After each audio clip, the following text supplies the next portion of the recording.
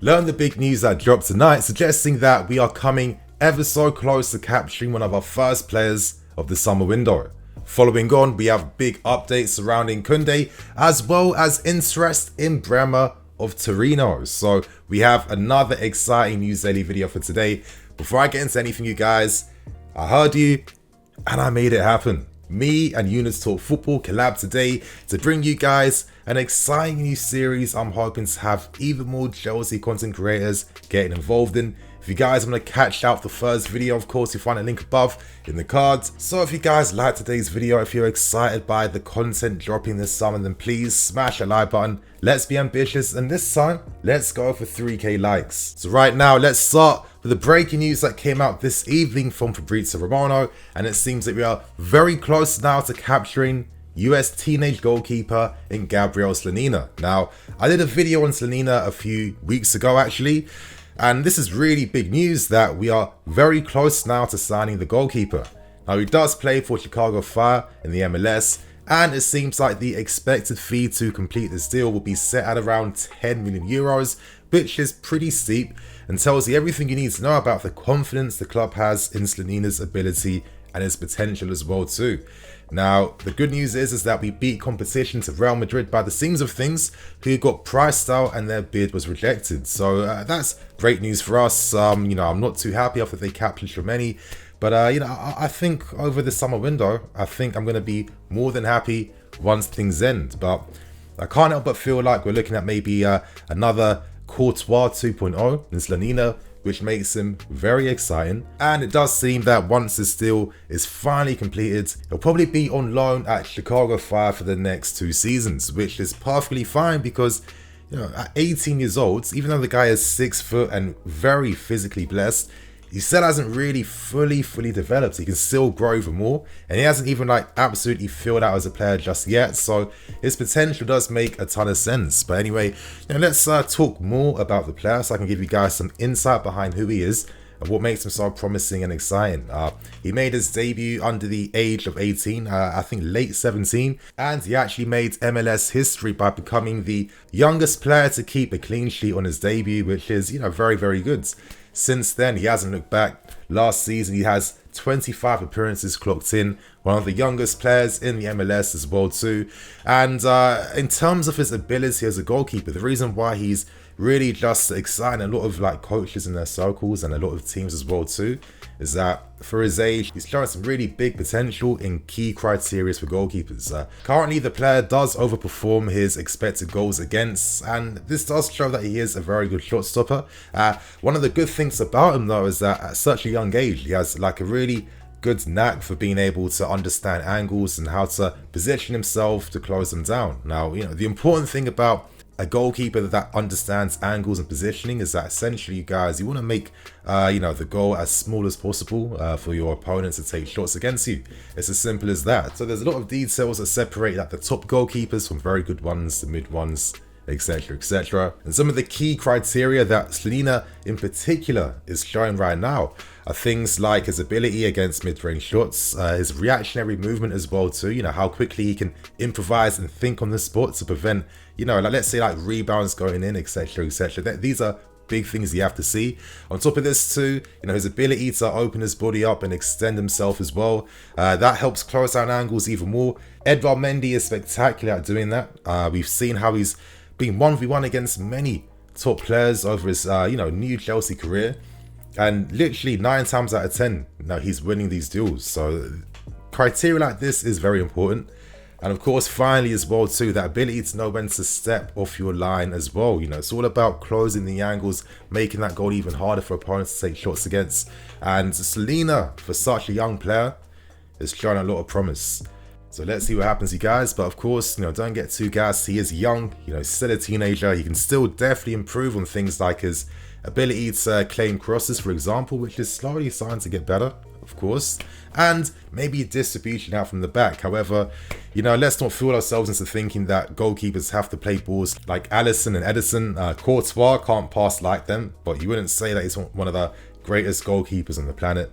We all saw that CL final against Liverpool. So it does seem like the club already, planning for life after Edouard Mendy. We're looking at finding that successor.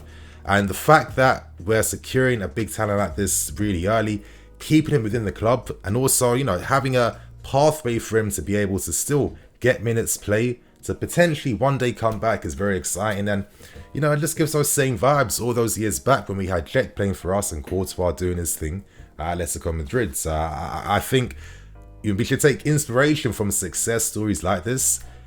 And I'm very excited for this.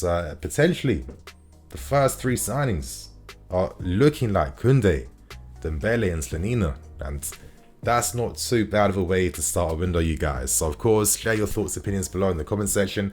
And let's move on to the next story now. And we have to talk about the big Kounde update that dropped again tonight as well too. I don't know why stories are dropping late on Sunday. I should be making dinner right now, but I'm gonna have to eat really late today, you guys. It's been a mad day. But regardless, the news is coming out from Marca is that Sevilla wants 65 million euros. If anyone wants to buy Kounde, they won't go below that and they won't negotiate underneath that whatsoever.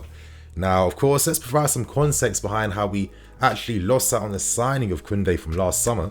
Essentially, we have to understand that, due to the post-COVID market, there was a lot of depreciation in terms of value of players in the transfer market. Of course, clubs couldn't ask for top money because every club was affected by having no fans in the stadium, etc, etc. So this is essentially why Sevilla, of course, decided to reject the, of course, originally accepted offer of 42 million from last summer.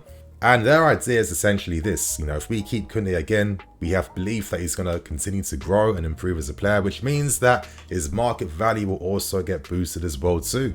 Kounde still only has 2 years left on his deal as well, so, it was a very smart plan, I guess, in that sense. And 65 million is not as bad compared to some of the original reports from last summer when they wanted around 80 million euros to actually let the player go. So for someone who's a French international, a top player, very good on the ball as well too, I'm going to suit the system. And actually, I have to say too, I really like the guy's personality, how he moves, and I like that bit of fire he has as well inside him. I do think Kounde could be quite a big success story with us and could really complement how things are being run at the club at this point in time. But anyway, you guys, if you want to get this deal over the line right now, we did have a 50 million euro offer which was rejected. We're not too far away from making something happen at this point in time. We already know Kounde was in London 2 weeks ago to, finalize personal terms as well too. So this really feels to me that he could potentially be the first signing of this window. Let's see what happens, you guys. And now we end things with another big report, and I'm a bit excited by this one. And let's talk Gleison Bremer of Torino. Now with Kounde, set to be the first centre-back that signs, that still leaves us with another option we need. Of course, Koulibaly interest is intensifying. We've looked at guys like Gabriel. We have options at the club as well too, but it does seem like we have to sign at least one more defender. And I think these reports of Bremer are actually quite interesting. Now these reports do come out from Italy, and they're basically suggesting that if any club wants to buy Bremer, he's going to cost 40 million. And they say that us plus a host of some of the big names in Europe are actively following the player, who was awarded the Serie A Defender of the Year, which is, definitely a big award considering some of the excellent defensive performances from many players in that league last season. But Bremer was clear. And, for me, I like Bremer because not only does he have that old school type of, defensive nous in his game, but he mixes that with that Brazilian composure and that, that Samba composure on the ball as well too. He's a guy that's literally been improving every single season. It's been like a linear curve just going all the way up. And for me, even though he's a top defender, this is a guy I think that could even go to an even higher level, which is, I don't even know how high he can go, to be honest with you. But of course, you guys might be wondering, Nini, who is Bremer? Man, spill the beans. What's he about? My friends, don't worry, I got you. I got you this summer, man. But anyway, let's talk more about Bremer. He's tall, and this guy's an absolute colossus in the air. You can probably see some of the stats yourself, but winning 4 aerials a game doesn't really make any sense. And you see the guys leap, and that aggressiveness when it comes to challenging in the air, that timing of the leap as well too. It's a skill when you're that good in the air. It makes sense why he scores so many goals from set pieces. Playing for Torino, he does play in the middle of a back 3, and immediately that gets me thinking, could he be that successor potentially to Thiago Silva? Because I do feel like we're not going to see Silva as much for next season. If we do, it's going to mean that we didn't do business properly in this window. But to have us potential successor for him. Could be a wise thing to do, especially considering we already have a lot of players who have kept, like your clever Jalopers, Kobles, Koundes when he comes, Aspie still stays as well too, who are all able and adequate to play, of course, in those wider centre-back roles. But we don't really have someone who can play in the middle. Christensen was able to do that. He could play out wide in the middle. So this puts a ton of pressure on Thiago Silva, who is getting older. And I don't think we can have like unrealistic expectations of expecting him to be brilliant week in, week out as he gets older. So I think Bremer could fill a great role. And the news, of course, is that his contract does expire next year, available for 40 million euros. And you know that his wages would be a lot less potentially than someone like Koulibaly as well too. And financially, if you were to sign him and give him a contract over many years, you know, that player cost per year is not going to be as high compared to maybe like a Koulibaly who is older, but then also, you know, it isn't going to keep that value forever. So I think Bremer, considering he was the best defender in Serie A, make a ton of sense. We know that Inter Milan were quite close to signing him. I don't know what the current update is surrounding that. But listen, you need to secure Lukaku. That's the only business you have to do. Dybala, Lukaku, that's more than good enough for you guys. Give Skriniar the contract, stop wasting time. If you have to play hardball by taking their target so that they can, you know, have more funds to get our player, maybe we have to do that. And, you know, we do have like a decent understanding and relationship with Torino. You know, we can't forget that other players have gone on loan to them. Guys like Zappacosta, players like Ola Aina as well too. So could we use those connections again to take advantage over many big clubs in Serie A and sign the guy who was the best defender in Serie A? As I keep saying, man, Colossus in the air, very good defensive intelligence. There's a reason why Yorso scores high for interceptions. You know, that's like the best sign that shows you how a player thinks on the field. You know, it's about preventing the danger a lot of times. And on top of that, not only is he physically on point, very good pace as well too, very strong, very good defending in the air and on the ground as well too, where he can stick tight with dribblers. You know, he's very aggressive, gets tight, a little bit of like Antonio Rudiger in terms of how he deals with those, you know, tricky guys on the floor. I think he's quite complete. Of course, he could be better when it comes to progressing the ball, but at the same time, you know, it's not a video game where like players can score like 99 stats in every single attribute. It doesn't work like that. It's all about the team game, and we have ball progressors out wide potentially, and your Koundes is going to come, plus other options in the team as well too. So I think Bremer is definitely a very interesting player to look at, who's available for a relatively decent price and fee as well too.